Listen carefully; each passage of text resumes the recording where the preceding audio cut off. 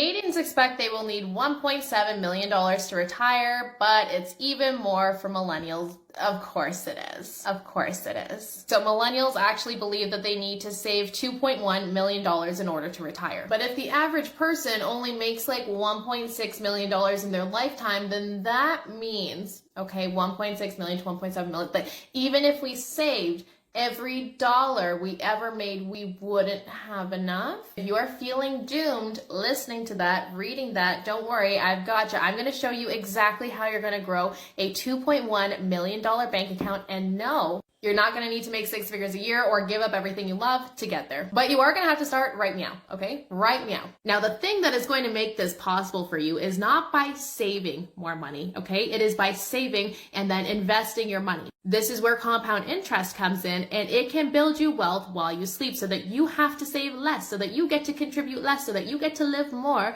of your own life. So what you are going to do, let's say you are starting at 30 years old, is put $150 a week, okay, into the stock market. Give that 35 years to grow, so the traditional age of retirement, and that money would have grown to over $2.2 million, with over $1.9 million of that being free money. Can't do $150 a week? Don't worry, I've got you. Let's go down to $75 a week. At $75 a week, starting at 30 years old, you could retire with $1.1 million, with almost $970,000 of that being free money. Maybe you're like, okay, Nicole, but 1.1 million is not 2.1 million like they said in the article. That's true, but instead of looking at the situation and saying, I can't, it's not enough, so why even bother? Understand that there are shades of gray. So while you may not be able to put away $150 a week right now, start where you can, because something is always better than nothing. I would rather have $1.1 million than $0 at 65 years old. $1.1 million versus $0 means choices. Maybe that means working part-time instead of full-time, because $1.1 million can spit off $40,000 a year in income in perpetuity. $0 is $0. And remember, you are not going to save your way there. You need to learn how to invest so your money can compound and grow for you over time. You also need to start right now,